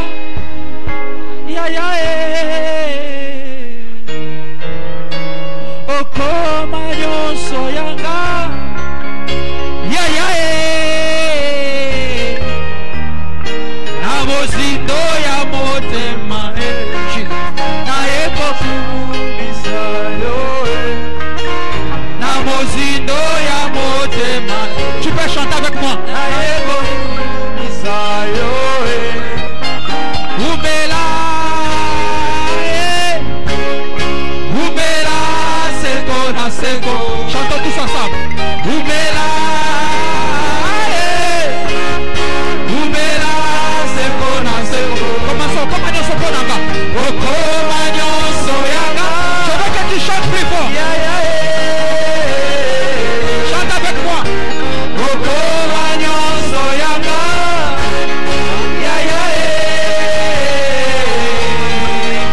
Namozindo ya motema. Yes. Namozindo ya motema. Alléluia. Ubela. Ubela. Ubela seko na seko. Ubela. Ubela seko na seko. Ole kibango. Ole kibango.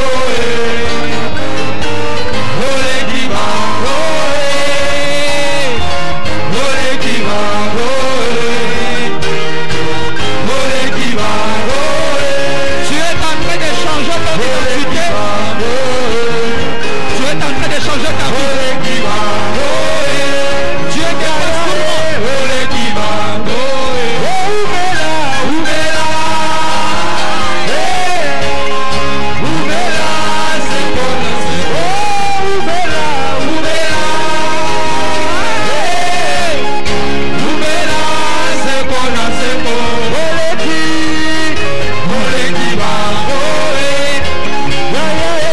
Ole kibango. Ole kibango.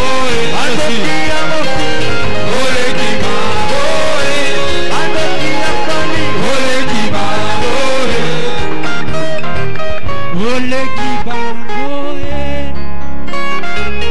Ole kibango. Je dis un mot pour toi ce matin. Alléluia. Est-ce que tu as la foi? Amen. Maintenant lève ta main. Tu as déjà prononcé de belles paroles. Amen. Je prends ces paroles que tu viens de prononcer. Amen. Je vais sceller cela. Alléluia. Est-ce que tu le crois? Amen. Est-ce que tu le crois? Amen. Je vais sceller les paroles que tu as prononcées. Les paroles que tu as parlées. Amen.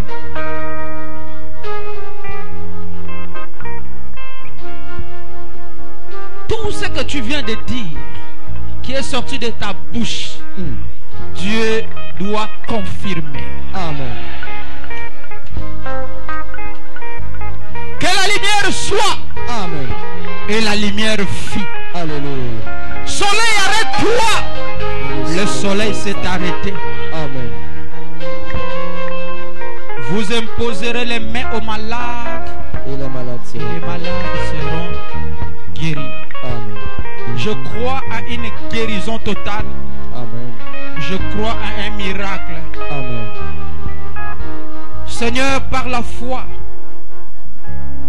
je prends les paroles qui ont été prononcées par tes enfants. Amen. Qui ont été déclarées par tes enfants. Amen. En tant que ton serviteur. En tant que prophète. Amen. En tant que serviteur de Dieu. Amen. Je prends ces paroles, je scelle cela au nom de Jésus. Amen. Que leurs paroles deviennent une réalité. Alléluia. Merci Seigneur. Que leurs paroles s'accomplissent dans leur vie au nom de Jésus. Amen. Ce qui est écrit est écrit. Amen. On ne peut pas changer la destinée de quelqu'un. S'il y a une malédiction qui a été prononcée, Seigneur, du fait de poser les mains sur leur tête, que cette malédiction soit ôtée au nom de Jésus-Christ. Les choses qui ne se réalisaient pas dans leur vie, maintenant que cela se réalise. Les choses qui ont été bloquées pendant des années, que cela soit débloqué au nom de Jésus-Christ.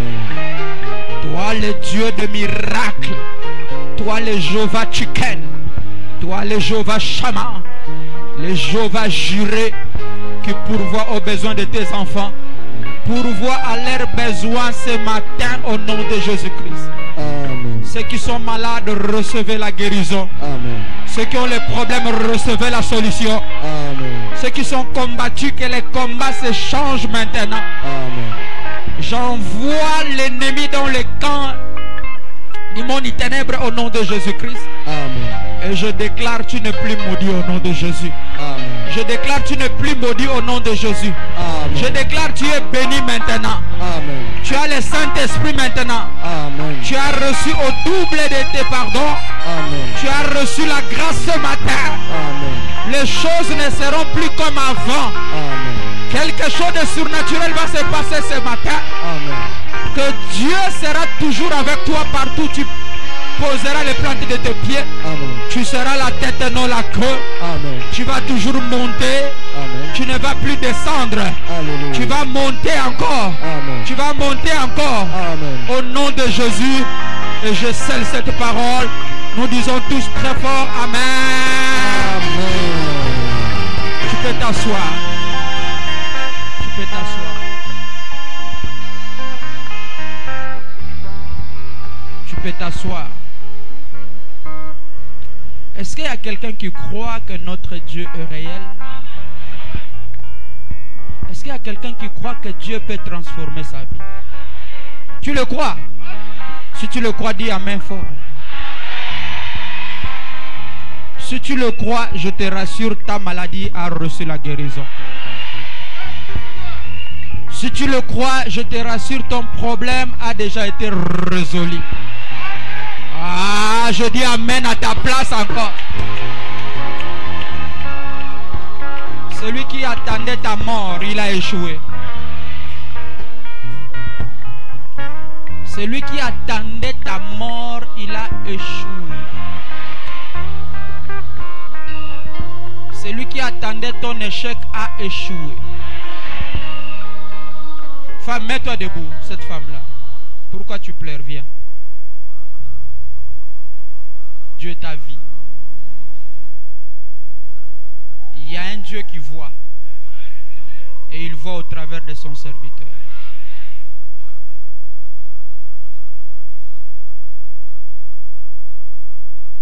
Oh. Dieu est capable de changer même la santé de la personne. Reste là. Reste là. Dieu est ta vie. Mon Dieu n'est pas mort, il est vivant. Il est vivant. Là où les gens ont échoué, notre Dieu n'échoue pas. Je te vois. tu quittes l'hôpital. Après l'hôpital, je te vois dans une église. N'est-ce pas? Chez un pasteur. Le pasteur à qui tu étais s'appelle comment? Camille. Gikambaga Camille. Ok. Tu es là-bas pour chercher la guérison. Mais jusque-là, ton corps, il n'y a pas un changement. Mais je te dis ceci. C'est Dieu qui t'a fait quitter là où tu étais chez le pasteur là pour t'amener ici. Pour que tu viennes recevoir la guérison. Je déclare, toi qui es dans ce lieu, qui a les problèmes, reçois la solution au nom de Jésus-Christ. Ainsi parle le Seigneur. Ta maladie n'est pas une maladie qui vient de Dieu. C'est une maladie mystique. D'ailleurs, ça se transmet. Et je vois cette maladie quitter chez toi, aller chez ta fille. Et quitter chez ta fille, aller encore chez une autre fille. Mais Dieu me dit, cette lignée, Dieu va le couper aujourd'hui. Ah, est-ce que quelqu'un croit que notre Dieu est capable de faire quelque chose? Je déclare en tant que serviteur de Dieu. La Bible dit, toute malédiction sans cause est nulle et sans effet. Comme c'est quelque chose qui a été déclaré dans le monde du ténèbre, Dieu nous a donné le pouvoir de changer, de transformer, de renverser. Et je dis aujourd'hui, tu es guéri au nom du Seigneur Jésus-Christ. Va en paix. Est-ce qu'on peut acclamer très fort? Je veux que tu acclames fort. Mets-toi debout. Oui, mets-toi debout. N'aie pas peur. Dieu t'a vu. Dis à ton voisin, Dieu te voit. Que fait-il ici? Tu n'es pas là pour regarder, mais tu es là pour que Dieu te voie. Écoute-moi bien. Il y a un problème autour de toi qui te dérange. Tu es tellement préoccupé par ces problèmes. Tu as tellement prié pour ça. Mais jusqu'aujourd'hui, tu ne trouves pas de brèche. C'est comme si tu te poses des questions. Est-ce que Dieu n'entend pas ma prière? Non, Dieu entend. La preuve en est qu'il est venu maintenant pour te donner la solution. Le problème que tu as, il s'agit d'un enfant que tu aimes beaucoup. Je ne parle pas de Yasmine, mais je parle d'Esaïe.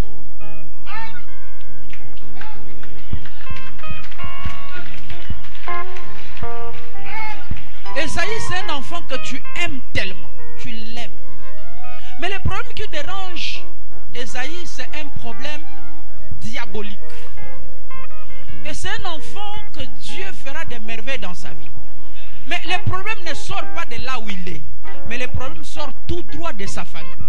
Je vois de sa famille... merci Seigneur. Je vois du côté de sa famille, je vois son oncle. Et je vois son oncle quitter le village, aller dans un autre village, aller consulter quelqu'un. Et quand il est parti consulter, je vois quand il s'est déplacé, il est retourné chez lui. La personne à qui l'oncle d'Esaïe a consulté, c'est Nganga d'ailleurs, il a pris les empreintes de ses pieds. Et il a emballé ça, et il a déposé ça dans une marmite. Et le Seigneur me dit, c'était une manière d'acheter toute la famille d'Esaïe. C'est pourquoi tu vois les esprits qui dérangent cet enfant. Cet esprit d'épilepsie que je suis en train de voir dans Esaïe, c'est les démons de ce monsieur qui veut arracher cet enfant parce qu'ils ont vu l'étoile de cet enfant. La mort de cet enfant pouvait apporter un pouvoir à ce monsieur. Mais Dieu me dit ceci. Est-ce que quelqu'un croit que nous avons un Dieu ici? Dieu est capable d'aller dans la profondeur, aller détruire tous les liens. Aujourd'hui, nous allons arracher Esaïe entre les mains de ce monsieur. Est-ce que quelqu'un peut dire Alléluia? Je déclare en tant que serviteur de Dieu, là où l'ennemi a attaché ta famille, a attaché ta vie, a attaché ton travail, nous les retirons au nom de Jésus-Christ de Nazareth. En tant que serviteur de Dieu, je déclare au nom de Jésus, Esaïe est arraché. Et je mets fin à cette maladie au nom du Seigneur Jésus-Christ. Et Dieu l'a déjà guéri. Acclamons très fort pour le Seigneur Jésus. Acclamons très fort pour le Seigneur. Que le ciel entende tes prières. Que le ciel t'exauce. Que le ciel décante ta situation. Le diable n'est pas plus fort que notre Dieu. On ne peut pas te prendre en captivité pendant les années. Mon frère, tu n'es pas libre. Lève-toi. Oh, j'ai envie de prophétiser. Ça fait longtemps.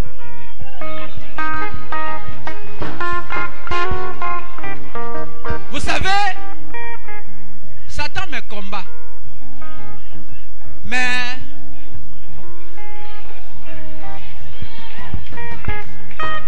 je vais vous rassurer quelque chose de très sûr. Votre pasteur a un véritable Dieu.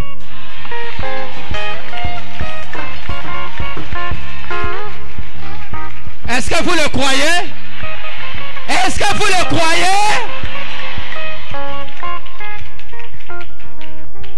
Mon frère, laisse-moi te dire quelque chose.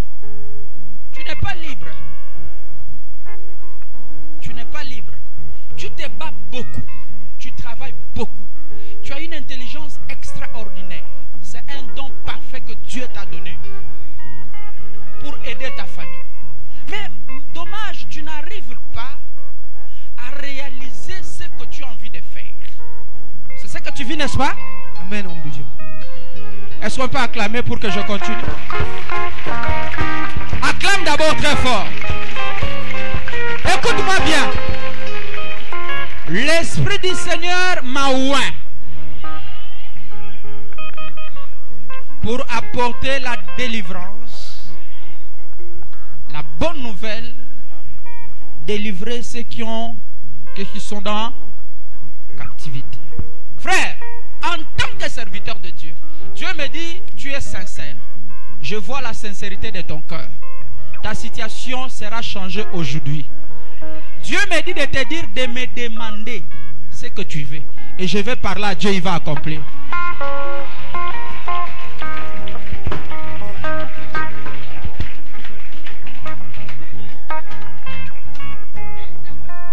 Homme de Dieu, je veux la plénitude de son amour en moi.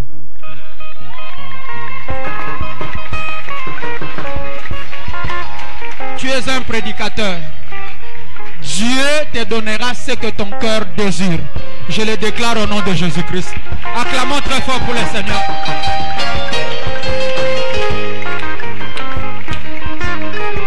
Je vais te dire quelque chose. Avant que cette année termine, tu auras une visitation. Si tu ne travailles pas, tu vas travailler au nom de Jésus-Christ. Ah, mais reçois le travail au nom de Jésus-Christ. Reçois le travail, toi qui ne travailles pas. Reçois le travail au nom de Jésus. Reçois. Les mains que tu as posées sur ta tête là, quelque chose a changé dans ta vie aujourd'hui. Ton identité a changé. Je ne te vois plus pauvre. Qui a dit que toi tu es pauvre? La pauvreté n'est pas ton partage. Ah, je n'entends pas un amen venant de toi. Je veux entendre un amen fort.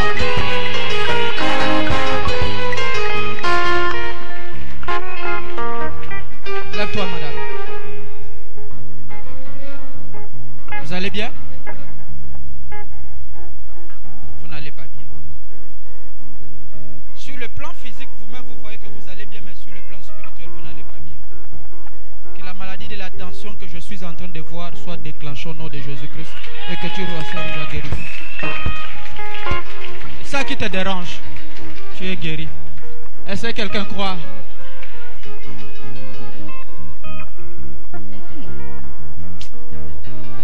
Localise-moi, Seigneur. Il y a quelque chose qui ne va pas. Localise-moi, Seigneur. Le diable a essayé de mettre des barrières pour que tu n'avances pas, pour que tu sois toujours stationné, pour que tu sois malheureux. Mais laisse-moi te rassurer. Alléluia. Le malheur atteint souvent le juste, mais l'Éternel Dieu l'en délivre toujours. Alléluia. Que fais-tu ici? Je suis là pour voir la gloire de Dieu. Tu n'es pas venu ici accompagner quelqu'un.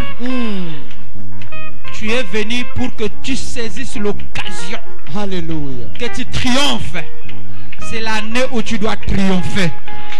L'année n'est pas encore finie. Alléluia. Ça arrive dans peu de temps. Que le Seigneur te bénisse encore. Amen. Que Dieu te bénisse puissamment. Amen. Que Dieu change ton identité au nom de Jésus. Amen. Est-ce que tu peux dire Alléluia, Alléluia, Alléluia, Alléluia, Alléluia.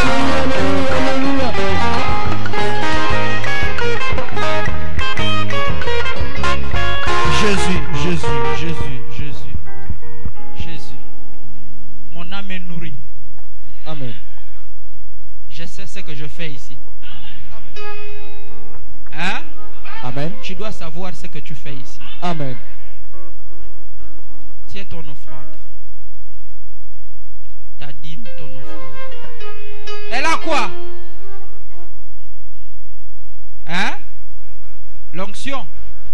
L'onction l'a saisie. Tiens ton offrande à la main. Je vais prier pour ton offrande. Je vais prier pour ta dîme.